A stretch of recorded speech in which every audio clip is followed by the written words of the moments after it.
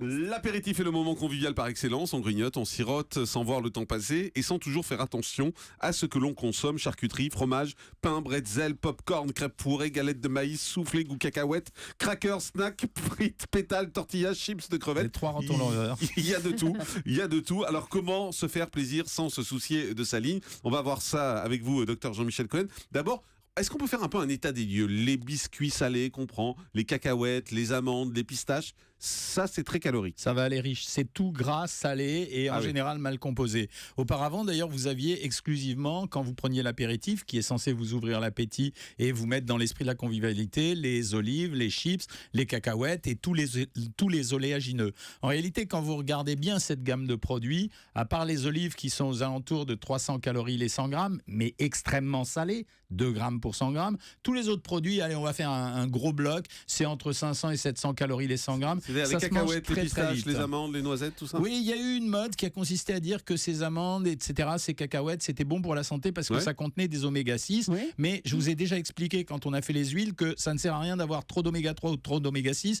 Il faut en avoir dans un rapport de 1 sur 5. Le problème de ces produits, c'est que c'est hyper plombant parce que quand vous prenez une poignée d'amandes, vous les grignotez, ça a l'air de rien, mais à 700 calories les 100 grammes, c'est supérieur à la valeur calorique du foie gras, c'est équivalent à la valeur calorique du beurre, même si ce sont de bonnes graisses. Donc non seulement c'est un produit gras, mais c'est un produit salé. En plus, c'est un manque d'imagination. Alors les industriels se sont mis en recherche de nouveaux produits qu'on appelle les produits panifiés secs, c'est-à-dire les biscuits salés. Juste sur les amandes, je vous arrête un instant, je vais essayer d'en remplacer une. On ne peut pas l'arrêter. On peut pas l'arrêter. Il y a beaucoup de gens qui prennent une poignée d'amandes le matin, par exemple, en disant on m'a dit que c'était bon pour la santé. Ça marche? Quand vous prenez 3 ou 4 amandes, effectivement, ça peut être intéressant. Je suis absolument persuadé que ça ne change rien du tout à votre état de santé ni à votre peau. Par contre, si ça vous fait plaisir, il n'y a aucun problème à les prendre. C'est un produit qui est très fibreux, donc ça peut être intéressant, mais il faudrait en prendre suffisamment. Et quand vous prenez ce type de produit, vous avez intérêt à alléger considérablement le reste du repas. Alors cet apéritif, il est à la fois pas très convivial, très banal et pas très intéressant parce que s'il vous ouvre l'appétit, il vous ouvre également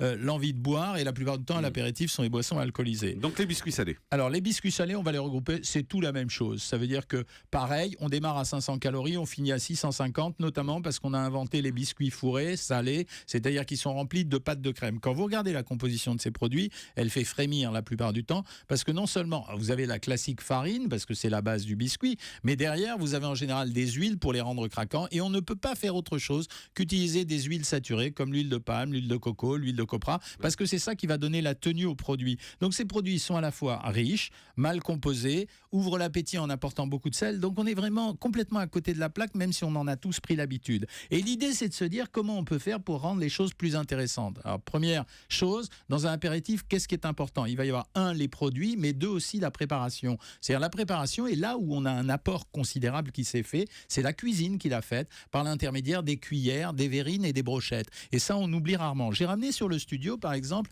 des crevettes. Quel est l'intérêt des crevettes? C'est que c'est un produit qui est riche en protéines, c'est un produit qui est maigre. Vous pouvez très bien les mettre en brochette avec des petits légumes. Ça sera un peu moins tristouné. Et de la mayonnaise. Non, j'ai prévu. Ça sera un peu moins tristouné que le classique conseil diététique, manger des bâtonnets de crudités. Moi, ça me saoule de manger du concombre à l'apéritif. Donc, on va faire des petites brochettes de crevettes. Décortiquées dans vos barquettes. Décortiquées, bien sûr. Je ne vois pas pourquoi je me pourrirais la vie. Et au lieu de mettre de la mayonnaise, on va utiliser un produit que les gens ne connaissent pas assez, qui est le tzatziki. Or, quand on regarde la composition, le tzatziki, Jean-Marc, c'est un produit en principe d'origine grecque. C'est un fromage frais avec du concombre et des fines herbes. Je vais vous faire goûter. Et quand vous regardez la composition de ce produit, c'est un mélange de fromage blanc à 0% avec du concombre, de la nette, de l'ail et un petit peu d'huile de colza qui est une très bonne huile. Et quand vous faites ces petites brochettes de crevettes que vous trempez dans le tzatziki, non seulement vous avez un produit maigre, mais vous avez un produit qui contient des protéines, ça va vous saturer un peu l'appétit pour anticiper avant le repas, mais en même temps vous avez fait un apéritif goûté. Après vous avez une deuxième gamme de produits qui est très à la mode, qui s'appelle les pâtes à tartiner. Et dans les pâtes à tartiner, le grand classique maintenant c'est de servir de la tarama. Premier conseil, quand vous utilisez quelque chose pour mettre dessous, ça veut dire vous n'êtes pas obligé d'utiliser du pain. J'ai ramené exprès des petites tartines craquantes de sarrasin et de millet. Pourquoi? Parce que chaque tartine est très très maigre, elle contient environ 20 calories, parce que c'est hyper digeste, il n'y a pas un pouce de gluten à l'intérieur, et parce que ça se prête à être tartiné. Donc plutôt que d'utiliser du pain ou du pain grillé, on peut utiliser ce genre de produit. C'est pas fade ça? Non, au contraire, tenez, allez, vous allez manger, des trucs dessus, vous allez goûter, je laisse à Julie le soin de le faire. Et dans les, c'est du carton, voilà. mais et dans avec les un pâtes peu à tartiner, alors la petite cuillère et la pâte à tartiner, dans les pâtes à tartiner, tout le monde se jette sur la tarama. Non seulement les taramas, ils se valent. Je sais pas. On dit du tarama. Mais goûtez avec le caviar de tomate.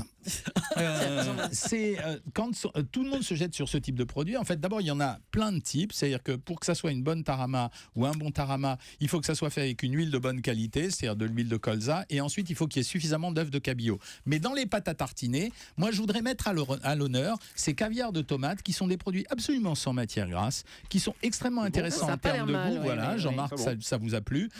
Qui sont très goûteux et qui peut servir soit à tremper soit des petits bouts de cracotte que je vous ai montré ou de tartines craquantes, soit qui peuvent vous servir à garnir un fond de concombre, de rondelles de radis, etc. Pardon ? Il n'y a pas d'huile dans le caviar de tomate ? Non, il n'y a pas d'huile du tout. C'est pour ça que c'est très intéressant. Donc c'est pour ça que je parle d'imagination. Et quand je dis la présentation, les verrines, c'est pas très compliqué à faire comme apéritif. Quand vous faites par exemple ce tzatziki que vous pouvez mélanger avec les crevettes, vous pouvez farcir des feuilles d'endive, vous pouvez mettre des rondelles d'œufs sur ce fameux caviar de tomate que je viens de vous donner. Et finalement, vous allez obtenir un apéritif qui va un peu vous saturer l'appétit et qui vous permettra peut-être de passer immédiatement au plat principal, parce que très souvent, cette histoire de cacahuètes et chips, elle nous fait faire apéritif, plus hors d'œuvre, plus plat, etc. Et les gens regrettent. Après, au titre des boissons... C'est bien parce que c'est frais en même temps. Voilà. Et c'est des produits de l'été. En plus, je vous rappelle que la tomate, c'est un excellent produit pour la santé. Deuxième chose, en ce qui concerne les boissons, il y a deux stratégies. La première stratégie, il y a le tout sans alcool pour ceux qui veulent garder la ligne. C'est le jus de tomate, c'est ce qui marche le mieux. Les petits gazpacho, les petits jus de concombre, c'est ce qui marche le mieux. Et après, quand vous voulez prendre des boissons alcoolisées, l'abus d'alcool est modéré jusqu'au vote de la loi dans pas longtemps. Buvez avec modération. Mais le c'est système... pas l'abus d'alcool est modéré. L'abus d'alcool est modéré. Ça veut rien dire. Le système, c'est les glaçons. C'est-à-dire que on a déjà parlé de la fameuse piscine que Régine avait inventée, qui consistait à mettre, sacrilège pour les amateurs de champagne, des glaçons dans le champagne rosé. C'est la même chose pour le vin rosé. Quand vous voulez diluer du vin ou du vin blanc, il suffit de mettre des glaçons à l'intérieur et ça vous permet de faire avec un verre de verre, parce que vous mélangez de l'eau, le glaçon c'est en quelque sorte de l'eau. Et c'est comme ça que vous transformez l'apéritif en quelque chose de goûteux, de diététique, à condition d'utiliser des protéines, d'utiliser des fonds de préparation, soit à type de tartine craquante, soit à type de crudité, et en même temps pas manger trop de sel, parce que je vous le rappelle, en France on est censé consommer 4 à 5 grammes de sel par jour et on arrive allègrement jusqu'à 14. Beaucoup. Je suis en train de goûter votre tzatziki là, c'est bon ce truc là. Mais j'ai ramené que des bonnes choses mon cher. Non, et ça s'achète en supermarché. En supermarché, tout ce que j'ai pris, ça se trouve dans tous les supermarchés. J'ai oublié de vous parler de quelque chose que j'aime beaucoup, c'est les œufs de truite ou les œufs de saumon. Pourquoi ? Parce que 30% de protéines, parce que oméga 3 plus oméga 6, parce que ça garnit très agréablement le fameux tzatziki que je vous ai montré tout à l'heure. Ça vaut pas très cher. J'ai pris exprès des œufs de truite parce que c'était 4 € la boîte. Avec une boîte, vous servez une 8 à 10 personnes. Donc c'était intéressant.